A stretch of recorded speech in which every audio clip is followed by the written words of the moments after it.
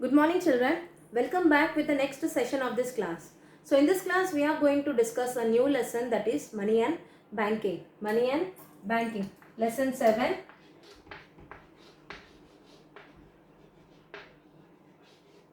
Money and banking.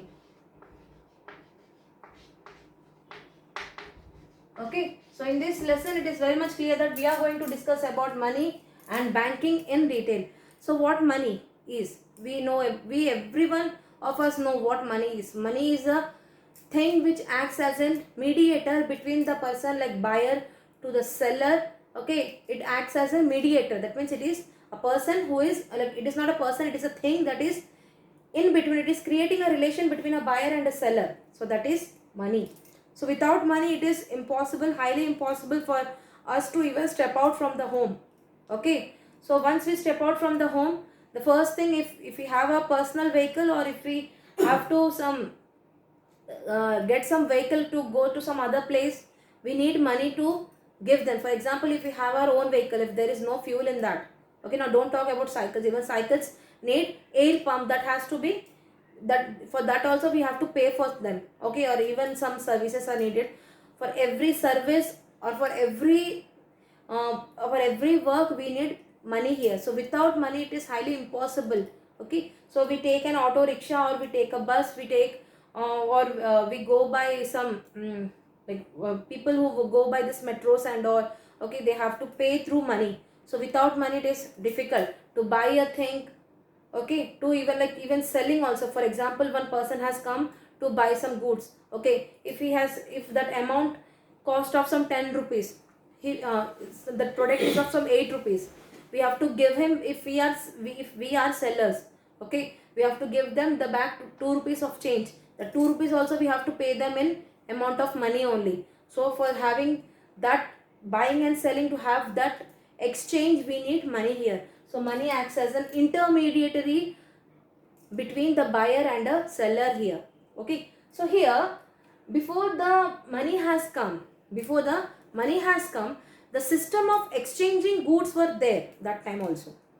Now in the present days, the system of exchanging the goods in terms of money has come, but in the days past, in the days of some 15th century or some 14th century, during that time there was no money. So people used to exchange their goods with one another, exchange their goods with one another. For example, people who are selling, or people who are growing rice and all, they grow, especially if they grow the rice throughout the year, so they have to give, if they are in need of some vegetables, they will be asking some other farmers who are growing these vegetables. So in return what they'll do, they'll give their rice to the sufficient amount of how much amount of vegetables they want. So they get exchanged with each other. This person who is growing vegetables is in need of rice, person who is growing rice is in need of vegetables. Okay, so they will exchange like this. Okay, so like this, people used to exchange their products in terms of the goods. Okay, so what that is known as, it is known as barter system. Barter system. In this barter system, people used to exchange their goods with the goods only. People used to exchange their goods with the goods only. Now just listen to some important points I am going to discuss. First, I told exchanging of goods like this. First thing, here problem has solved here. Problem has solved here. Now second case comes here is, for example, a vegetable seller, a vegetable farmer who is growing vegetables. Okay, he wants pulses instead of rice. He wants pulses instead of rice. If the rice farmer comes and asks for the vegetables, he has no interest of taking the rice. He has sufficient amount of rice in his house. He does not want rice anymore. He wants pulses now. So what happens? Will the exchange be possible with the farmer of rice farmer and the vegetable farmer? No possibility at all. Okay, this is the second case where the problem of where there is a problem. So because if the money has introduced at that time, it will be easy for them to exchange. Okay, just going and selling or going and buying pulses. Okay, so that was the second problem. Third case here is, for example, people who cut meat, okay, people who have meats, no, like goat or hens or whatever it is. If this vegetable farmer, okay, who is growing vegetables, if he wants to get meat, if he wants to get meat, in return he wants to give his vegetables to that meat seller. Okay, so maybe some vegetables are some 5 potatoes, 2 tomatoes or something, he's just, or 2 to 3 brinjals or cabbage he's offering to the meat seller. Okay, in return he has to take, he wants the meat. Now whatever quantity of vegetables he is giving, equal quantity of meat he wants. Now this meat cutter cannot cut an animal into half and give away, isn't it? He has to cut the entire thing and then only he can give, isn't it? So he cannot cut the part of an animal and he cannot sell it. A live animal cannot be half cut and half sold and other half is kept like that. It is not possible. It will die the other minute only, it will lose its life, isn't it? So that is the third problem. So like these, every time the problem is coming. So the first case was very much clear. If both the people are willing to exchange their goods, it is easy for them. So the barter system has worked there. Now people, if the problems of second and third case is coming, it is highly difficult. Now what is going to happen? What is going to happen? How the people are going to exchange their things? Okay, so such problems have come. So that is the reason why kings during that time, what they have done is they have introduced the system of coins there, introduced the system of coins. In those days, coins, whatever the metals were found, like in the scarce metals, okay, that means the gold which is precious, silver which is precious, okay, so all these metals were used and made coins. They were made coins here. So coins were made. So after making coins, they used to exchange their goods with the coins. Okay, I'll give you 5 coins. You have to give a kg of, or 2 to 3 kgs of rice to me. So exchange of that was now little bit was sorted out. That means it was all clear. Now people were easily, they could give away the 5 coins of gold. Okay, and they, in return they used to collect the things what they want. Okay, so all these printing of coins used to be happen in a place known as mint. Mint, mint. So mint is a place where the coins and the notes are printed. Okay, so as it was happened during the time of the kings, so it was all this printing of coins were taken place in the place of royal mint, royal mints. So the royal mints have come now. So printing of coins was easy. So exchanging was easy. Now again one more problem came here. Now the problem is, whatever the metals, that means the gold coins or silver coins, whatever they are giving, no, how pure the coin is. Okay. Now the problem is coming, how much pure the coin is. Whether only little part of the amount, for example, 100% of gold, 100% good quality of gold is given. It is possible to exchange. Only just 60% of the coin is gold and the remaining the 40 other percent is of some other metal. Is it possible to exchange? Now again the problem has come. Again the problem has come. Now one is not trusting each other, because what kind of metal they are using.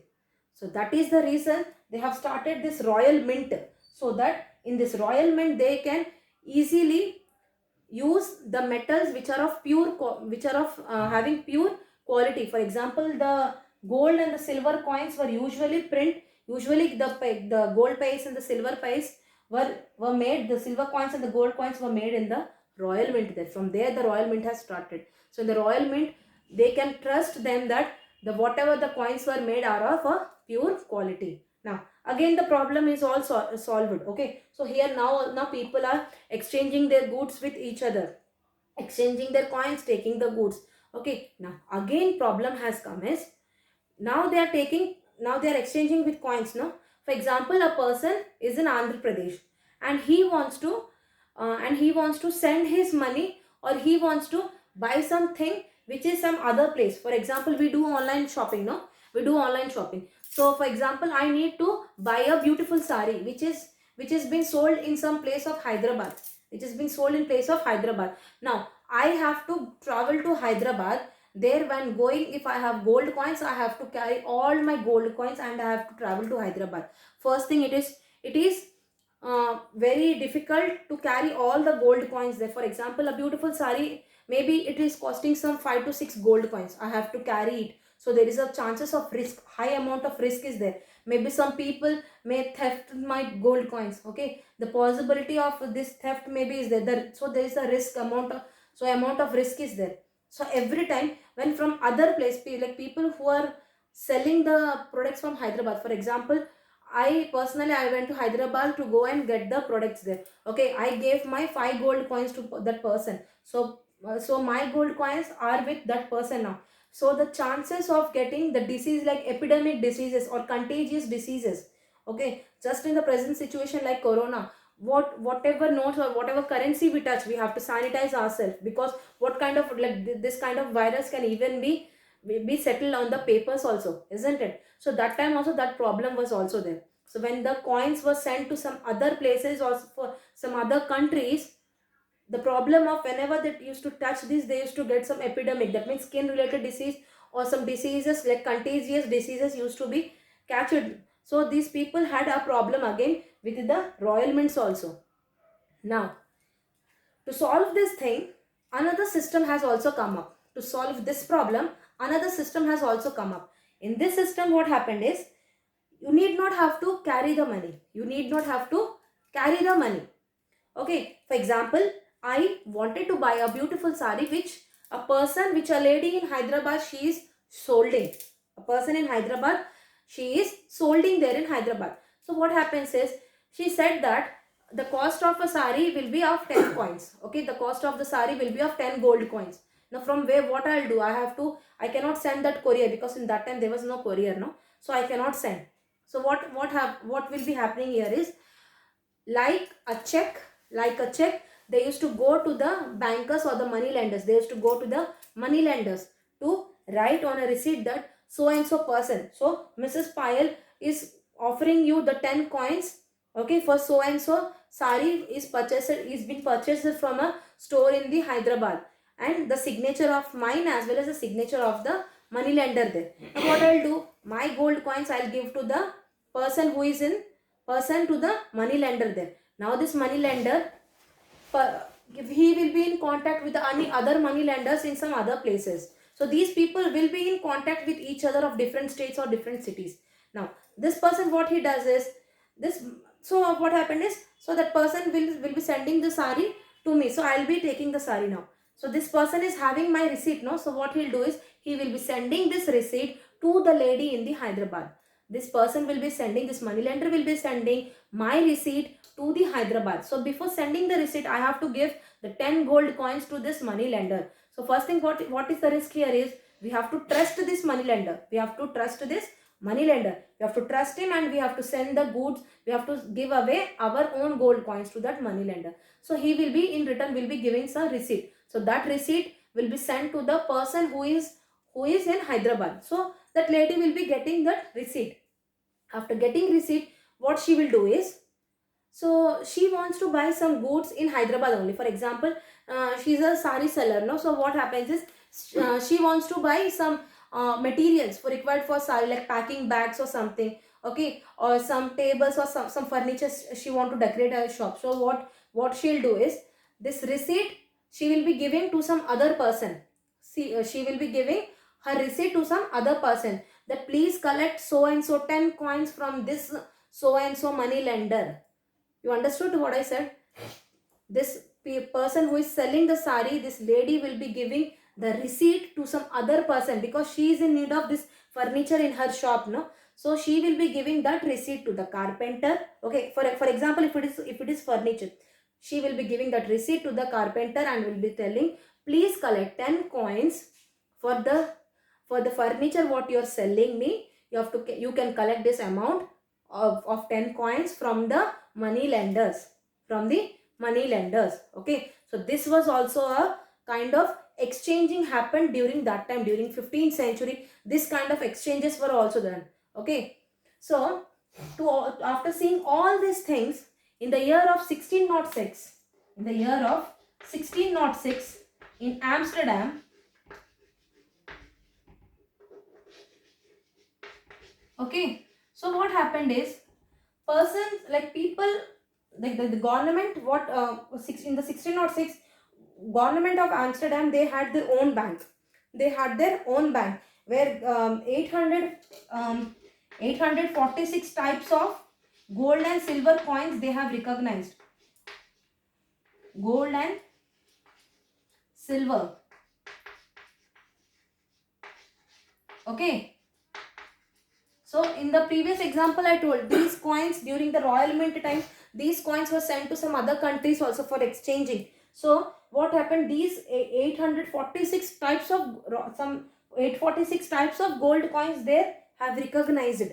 That means from every different country they are collecting some gold coins. So what happened, whenever a trader comes to their banks or their to their banks in Amsterdam, so what happens, they will be bringing different quality or different type of gold coin to them. Okay, so what the Amsterdam bank people, what they have done is, they used to collect that. Okay, after collecting how much amount of proper pure gold is there in your coin, that much of that much of gold is only being kept in your account as a as a deposit. You understood?